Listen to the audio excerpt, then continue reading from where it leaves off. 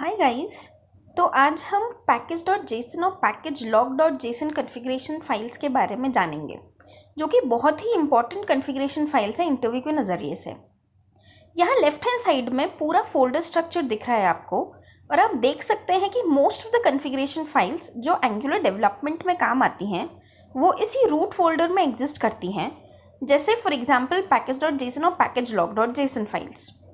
कुछ configuration files SRC folder में भी एग्जिस्ट करती हैं, पर इस वीडियो में हम मेनली फोकस करेंगे पैकेज डॉट जेसन और package lock dot JSON files पर। ये बहुत इंपॉर्टेंट फाइल्स हैं क्योंकि इन फाइल्स में हम वह सारे पैकेजेस, मॉड्यूल्स और उनके वर्जन्स लिखते हैं जो पैकेजेस और मॉड्यूल्स हमारे एंगुलर एप्लीकेशन को डेवलप या बनाने के लिए ज़रूरी होते हैं। जैसे मुझे अपनी एप्लीकेशन से कोई back and rest API hit करनी है और उसके लिए HTTP क्लाइंट और उसका वो वर्जन मैं इस पर्टिकुलर फाइल में लिखूंगी। जब मैं npm इंस्टॉल या npm अपडेट कमांड्स चलाऊंगी तब Node.js सर्वर वो इसी फाइल से हमारे पैकेजेस को इंस्टॉल करेगा। तो Node.js सर्वर को कैसे पता कि कौन सा पैकेज और कौन सा वर्जन का पैकेज इंस्टॉल करना है, तो वही वर्जनिंग का इंफॉर्मेशन और पैकेज के नाम वगैरह हमें इस पैकेज डॉट जेसन और package lock dot JSON file से मिलते हैं। तो node.js इसी फाइल में से पैकेज और उनके वर्जन उठाता है, जो हम इस मेन दो ब्लॉक्स जैसे कि डिपेंडेंसीज और डेव डिपेंडेंसीज के अंदर लिखते हैं। अभी यहाँ आपको बहुत कम डिपेंडेंसीज और डेव डिपेंडेंसीज दिख रही हैं क्योंकि यह एक बहुत ही छोटा सा प्रोजेक्ट है। जैसे जैसे आपकी प्रोजेक्ट की कॉम्प्लेक्सिटी बढ़ती जाएगी वैसे वैसे आपको यहाँ पैकेजेस और उनके वर्जन्स लिखने पड़ते जाएंगे, और जैसे जैसे आप वर्जन्स लिखेंगे आपको npm अपडेट चलाना पड़ेगा ताकि वो आपके एंगुलर के पैकेजेस के अंदर मिक्स हो जाएं और आप उनको यूज़ कर पाओ। तो हमारी इस पैकेज डॉट जेसन फाइल में दो मेन सब पार्ट्स हैं जैसा हमें दिख रहा है, जैसे डिपेंडेंसीज और डेव डिपेंडेंसीज। तो इन दोनों में फ़र्क क्या है? जो डिपेंडेंसीज हैं वह आपके एंगुलर एप्लीकेशन को रन करने में हेल्प करती हैं, पर जो डेव डिपेंडेंसीज हैं वो आपको डेवलपमेंट या एप्लीकेशन को बनाने जैसी चीज़ों में हेल्प करती हैं। जैसे CLI क्या है? CLI कमांड लाइन है जिसमें आप अपने टाइपस्क्रिप्ट के प्रोजेक्ट को जावास्क्रिप्ट में कंपाइल करेंगे। वो काम CLI आपके लिए करता है। और हम ये कंपाइलेशन क्यों करते हैं? क्योंकि टाइपस्क्रिप्ट में जिसमें हम कोडिंग करते हैं वो ब्राउज़र के समझ नहीं आती। ब्राउज़र को जो लैंग्वेज समझ में आती है, जो वो इंटरप्रेट करके दिखा सकता है, वो जावास्क्रिप्ट ही होती है।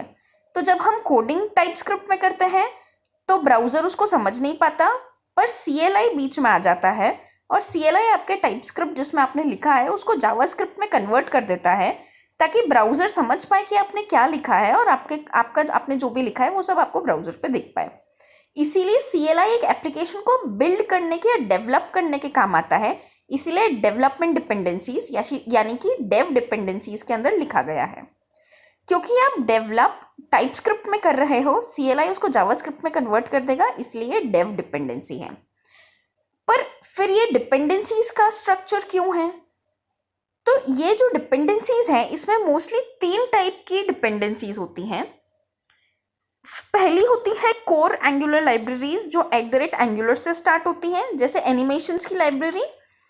वो एनिमेशंस की लाइब्रेरी वो है जिसके अंदर सारी जावास्क्रिप्ट क्लासेस होती हैं जो आपके एनिमेशंस को रन करने के काम में आती हैं। तो पहली हुई एंगुलर की कोर लाइब्रेरीज, दूसरी हुई सपोर्ट पैकेजेस, जैसे आपको यहाँ दिख रहा है RxJS पैकेज। इस पैकेज में HTTP क्लाइंट लाइब्रेरीज होती हैं जो आपके फ्रंट एंड एंगुलर एप्लीकेशन को बैकएंड के REST API से कनेक्ट करने में हेल्प करती हैं। वो HTTP क्लाइंट की सारी लाइब्रेरीज RxJS के सपोर्ट पैकेजेस में होती हैं। तो ये हुई 2 टाइप की डिपेंडेंसीज जो आपके डेवलपमेंट लिस्ट के अंदर आती हैं। तीसरी भी टाइप के पैकेजेस इस डेवलपमेंट स्ट्रक्चर में होते हैं जिन्हें हम पॉलीफिल्स कहते हैं। बट पॉलीफिल्स क्योंकि एक बहुत बड़ा टॉपिक है, मैं उसको बाद में आगे के वीडियोस में कवर करूंगी। अभी इतना जानना हमारे लिए काफ़ी है कि डेवलपमेंट डिपेंडेंसीज के अंदर 3 टाइप की डिपेंडेंसीज होती हैं। पहली है कोर जो हमें रन करने में हेल्प आती है, जैसे एनिमेशन रन करने के काम आती है। दूसरी होती है RxJS जो हमें HTTP क्लाइंट यूज़ करके REST APIs को हिट करने के काम में आती है, जो भी रन टाइप का कमांड है। और तीसरी होती है पॉलीफिल्स जो हम आगे कवर करेंगे। तो हमने देखा कि वही डिपेंडेंसीज में वह लाइब्रेरीज हैं जो एंगुलर एप्लीकेशन को डेवलप या बनाने के काम आती हैं, जैसे CLI और टाइपस्क्रिप्ट। अब आप देख सकते हैं कि टाइपस्क्रिप्ट हमें एंगुलर लिखने में काम में आती हैं। सो डिपेंडेंसीज और डेव डिपेंडेंसीज के बीच बस इतना ही फ़र्क है कि डिपेंडेंसीज रन टाइम पे काम आती हैं और डेवलपमेंट के टाइम पर डेव डिपेंडेंसीज काम आती हैं। जब हमारा कोड प्रोडक्शन पे जाता है तब हमें वहाँ डेव डिपेंडेंसीज की ज़रूरत नहीं है क्योंकि डेवलपमेंट हो चुका है, पर अब हमें वहाँ डिपेंडेंसीज की ज़रूरत है क्योंकि हमारा कोड वहाँ भी रन करेगा। बट हमें बहुत सारी चीज़ें इस फाइल में और भी दिखती हैं, जैसे पहला है नेम। तो ये क्या है? ये आपके प्रोजेक्ट का नेम है। दूसरा है वर्जन, जो कि एक XXX या x.y.z फॉर्मेट में आपको दिख रहा है। तो चले हम इस x.y.z वर्जन सिस्टम को समझते हैं। अगर आप इस फाइल में देख सकते हैं तो आपको दो टाइप के डिफरेंट वर्जन्स दिखेंगे। पहला जो स्टार्ट होता है एक टिल्ड साइन से और दूसरा जो एक कैरेट साइन से शुरू होता है। तो हम पहले समझते हैं कि ये जो वर्जन x.y.z है ये है क्या आखिर। तो जैसे आप एनिमेशंस पैकेज में x को 8 देख सकते हैं, y को 2 और z को 0 देख सकते हैं। तो x एक मेजर वर्जन है, y एक माइनर वर्जन है और z एक पैच वर्जन है। x यानी कि 8 यानी कि तुम्हारा मेजर वर्जन, y यानी कि 2 यानी कि तुम्हारा माइनर वर्जन और z यानी कि 0 यानी कि पैच वर्जन। इसको आप याद रखिएगा क्योंकि आगे हम इसको बहुत ज़रूरत यूज़ करेंगे। इस टिल्ट साइन का मतलब है कि उन एनिमेशंस पैकेज को इंस्टॉल करो जिसका वर्जन या तो 8.2.0 है या फिर उसका z यानी कि पैच वर्जन इससे ज़्यादा है, यानी कि लेटेस्ट पैच वर्जन इंस्टॉल करो, लेकिन मेजर और माइनर वर्जन को सेम रखो, यानी कि x और y सेम रखो और z जो भी लेटेस्ट है उस पैकेज को इंस्टॉल कर दो। क्योंकि हो सकता है या आपका नया पैकेज का वर्जन इंस्टॉल हो गया हो और आप चाहते हो कि आप लेटेस्ट के साथ काम करो, इसीलिए हम ये वर्जनिंग सिस्टम यूज़ करते हैं। तो जैसे कि आप देख सकते हैं एनिमेशन 8.2.0 है। अब हम चाहते हैं कि इसके अंदर टिल्ड लगे, यानी कि 8.2.1 इंस्टॉल हो या तो 8.2.2 जो भी लेटेस्ट है वो इंस्टॉल हो। तो टिल्ड का मतलब हमें समझ आ चुका है। अब हम कैरेट वर्जनिंग सिस्टम समझते हैं। कैरेट वर्जनिंग सिस्टम बोलता है कि आप मेजर वर्जन सेम रखो, पर जो माइनर और पैच वर्जन है यानी कि y और z वर्जन जो भी लेटेस्ट है वो इंस्टॉल कर दो। जैसे कि TSLib में आप देख सकते हैं कि मेजर यानी कि x वर्जन 1 है, y जो कि माइनर वर्जन वो 10 है और z यानी कि जो z यानी कि पैच वर्जन वो 0 है। तो TSLib का वो पैकेज डाउनलोड करो जिसका मेजर वर्जन 1 है यानी x1 है, पर माइनर का लेटेस्ट वर्जन यानी 10 या 10 से ज़्यादा और पैच का भी लेटेस्ट वर्जन यानी 0 या 0 से ज़्यादा, जैसे 1.11.0 या फिर 1.11.1 जो भी लेटेस्ट हो, मेजर को सेम रख के वो इंस्टॉल कर दो। अब हमें वर्जनिंग सिस्टम समझ आ चुका है और अब हम package.json बन करके package-log.json फाइल की तरफ चलेंगे। तो package-log.json फाइल को जब आप देखेंगे तो आपको एक ट्री स्ट्रक्चर दिखेगा। अब आपको समझने के लिए, इस चीज़ को समझने के लिए अब हम थोड़ा पीछे चलते हैं।